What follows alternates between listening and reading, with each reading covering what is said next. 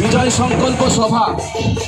এই সভায় মঞ্চে উপবিষ্ট ভারতীয় জনতা পার্টির নদিয়া দক্ষিণ সাংগঠনিক জেলা সভাপতি মাননীয় পার্থসারথী চ্যাটার্জি মহাশয় আমাদের মধ্যে উপস্থিত, যাকে উদ্দেশ্য করে, যাকে কেন্দ্র করে আজকে আমাদের এই সমাবেশ, অর্থাৎ রানাঘাট তপশিলি লোকসভার মাননীয় সাংসদ এবং 2024 সালে যাকে আরেকবার আমরা সর্বনিম্ন 4 লক্ষ ভোটে জেতানোর জন্য আজকে আমরা এখানে উপস্থিত হয়েছি। আমাদের সকলের প্রিয় সাংসদ মাননীয় জগন্নাথ সরকার মহাশয় তৎসহ আমাদের জেলার একাধিক নেতৃত্ব, সাধারণ সম্পাদক, সহসভাপতি, সেক্রেটারি, বিভিন্ন স্তরের পদাধিকারী, মঞ্চে উপস্থিত জনপ্রতিনিধিবৃন্দ তৎসহ বিভিন্ন এলাকা থেকে আগত মতুয়া ভক্তপ্রাণ সকলকে ভারতীয় জনতা পার্টির পক্ষ থেকে গৈরিক অভিনন্দন, শ্রেণী বিশেষ শ্রদ্ধা, ভালোবাসা জানিয়ে খুব সংক্ষিপ্ত আকারে কিছু বলার চেষ্টা করছি।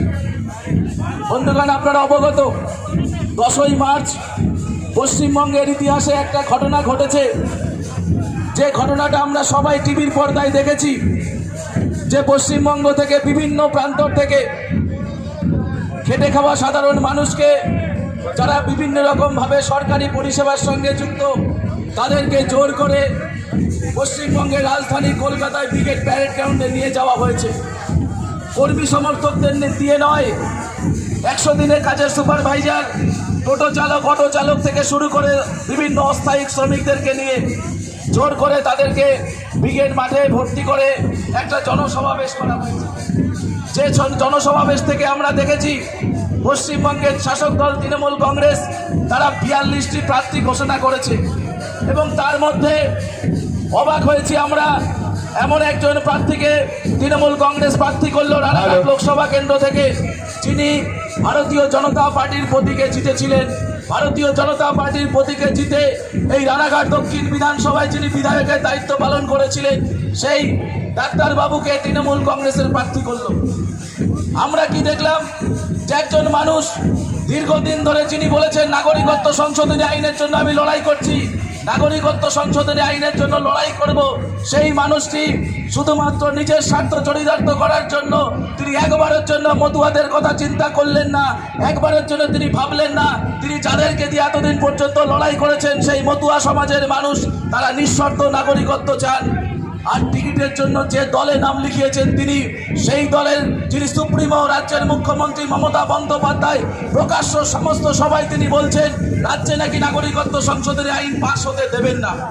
অর্থাৎ আজকের এই সভা থেকে শ্রদ্ধেয় ডাক্তারবাবুকে উদ্দেশ্য করে বলবো যে রাজনীতি করার কারণে যদি আপনি এতটা নিচে নামতে পারেন, তাহলে আগামী দিন লড়াইয়ের ময়দানে ভারতীয় জনতা পার্টির কর্মী সমর্থক শুধুমাত্র নয়, হাজারে হাজারে মতুয়া ভক্তবৃন্দ তারা বুঝিয়ে দেবে কারা প্রকৃত মতুয়াদের সঙ্গে ছিল, মতুয়াদের দাবি কাদের পক্ষে ছিল। প্রত্যেকটা ক্ষেত্রে আমরা দেখেছি মতুয়ারা শুধুমাত্র ভারতীয় জনতা পার্টির পক্ষে তারা রায় দিয়েছে, আগামী দিনেও ভারতীয় জনতা পার্টির পক্ষে রায় দেবে। মতুয়াদের আমাদের আরাধ্য দেবতা গুরুচাঁদ ঠাকুর বলেছিলেন, যে জাতির দল নেই সেই জাতির বল নেই। আজকে আমরা গর্বের সঙ্গে বলতে পারি, ওপার বাংলা থেকে আগত হিন্দু মতুয়া সম্প্রদায়ের মানুষ, আমাদের দল আছে তাই আমাদের বল আছে। তার কারণ আমরা সবাই ভারতীয় জনতা পার্টি নামক পৃথিবীর সর্ববৃহৎ রাজনৈতিক দলের সঙ্গে যুক্ত। তাই আমরা গর্বের সঙ্গে বলবো, ওপার বাংলার মানুষ আজকে নাগরিকত্ব নিঃশর্তভাবে পাওয়ার পরে আমরা গর্বের সঙ্গে বলতে চাই, আমরা আজীবনকালের জন্য ভারতীয় জনতা পার্টির পক্ষে থাকবো, আজীবনকালের জন্য ভারতীয় জনতা পার্টির জন্য লড়াই করব এবং আমৃত্যুকাল ভারতীয় জনতা পার্টির হয়ে কথা বলবো। আজকের এই মঞ্চ থেকে আমরা এই শপথ নিয়ে যাব আর শপথ নেব আগামী দিন যে লোকসভা নির্বাচন, আমাদের সকলের প্রিয় প্রার্থী মাননীয় জগন্নাথ সরকার মহাশয়কে আমাদের সর্বনিম্ন 4 লক্ষ ভোটে আমাদের জয়যুক্ত করে তাকে দিল্লি পাঠাতে হবে, এটাই আমাদের অঙ্গীকার। এই অঙ্গীকার নিয়ে আপনাদের মধ্য থেকে আমি বিদায় নেব। সবাই ভালো থাকুন। জয় হিন্দ, বন্দে মাতারম, ভারত মাতার জয় হোক। মঞ্চে আসার জন্য আগ্রহ করবো আমাদের